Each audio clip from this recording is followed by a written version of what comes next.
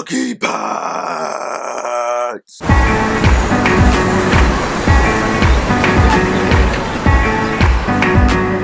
Batman v Superman Dawn of Justice is directed by Zack Snyder and is the long-awaited film that nerds have been waiting for their entire lives. This is the first time that Batman and Superman are on screen together in a film. 3 years ago, they announced this film at Comic-Con. This was a month after Man of Steel came out, and everyone was like, holy shit, what the hell is going on? And now we have the movie. Just to let you guys know right now, this is a completely spoiler-free review. No spoilers. I promise you guys there will be no spoilers in this review. I don't like doing spoiler reviews. This is the only review I'm probably going to be doing. Maybe I'll do some spoiler day in my podcast, but as of right now, this is a spoiler-free review. Enjoy the review. So let's describe the plot of the movie. So this film takes place after the events of Man of Steel. If you saw Man of Steel, you know that Metropolis has been destroyed and a lot of people died in this. Bruce Wayne was in Metropolis at the time. He lost a lot of people, and because of this, he doesn't like who Superman is, and he wants to kill him. He wants him to just go away and disappear. I am a massive Batman fanatic. I love the character of Batman. I have a shirt in my laundry basket that I wore last night when I went to go see the movie. I was originally going to film the review last night, but I was really tired. Yesterday was a long day, and I decided to just go with a Superman shirt, even though I'm Team Batman. I've always been Team Batman. I love the character of Batman. I love the comics. I'm not really as much of a comic reader as the next guy, but I do love the Batman comics. I love the Arkham games. I love the Dark Knight trilogy, as you can see with these 3 Blu-rays. It's sad that the Dark Knight's the only one without the slipcover, but hey, I still like it. And even though Man of Steel wasn't the best film, I still enjoyed it for what it was, and I love this Blu-ray cover. I love this digibook. It's really good. If you guys can't see the transition, I'm sorry, but I like it. I like the film for what it was. So I had no clue what to expect with Batman v Superman going in, because was I excited? Inside I was. But I was worried because of certain aspects of the people involved. So overall, I have to say, I thought Batman v Superman was an alright film. I didn't hate it. I didn't love it. I just thought it was okay. Now, hold your horses.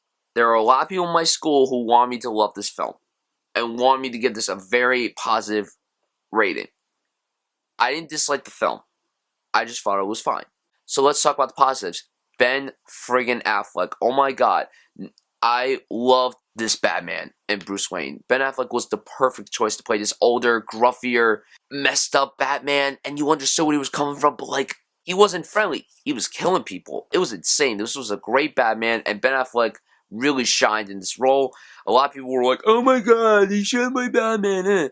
I was a little worried about the casting at first. Just at first. And then a few days later, I'm like, okay, I can see where this is going. And then all the trailers came out, I'm like, oh yes, this is perfect. And lo and behold, we get the movie. He's fantastic. He's the best thing about the movie. He's my favorite thing about the movie. He's my favorite Batman portrayed on screen, and he might just be the best Batman we ever had portrayed on screen, in my opinion. Henry Cavill was a good Superman, and he still is a good Superman here. He's not fantastic. There is a really strong scene with him towards the end of the film that I thought was really well acted, and I thought he did a great job. Amy Adams is always good as Lois Lane. I loved Gal Gadot as Wonder Woman. Her appearance was brief, but man, she killed it. I thought she was fantastic as Wonder Woman, and I can't wait to see what she does in her solo film, which comes out next summer. For the most part, the acting is very strong, in my opinion. The climax fight between Batman and Superman is really, really engaging. Should it have been longer? I think it was the perfect pace. I have to see the film again to, judge my actual thoughts, because I feel like if I see this film a second time, maybe my opinions will change. I don't know.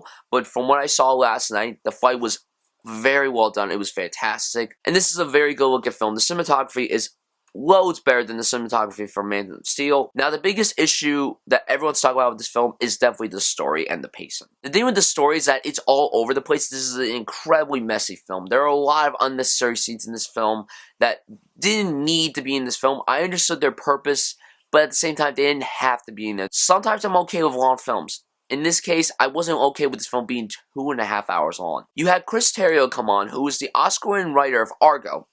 And I thought, hey, this screenplay is going to be great. This story might actually be something strong.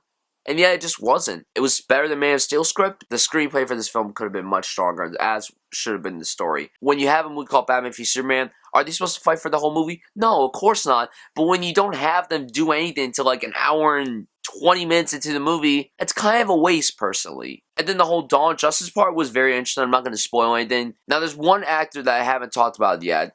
And everyone's going to be like, oh, how is he? Jesse Eisenberg. I like Jesse Eisenberg a lot. I think he's a very good actor. When they announced him as Lex Luthor, I'm like, I don't know how I feel. I watched the trailers.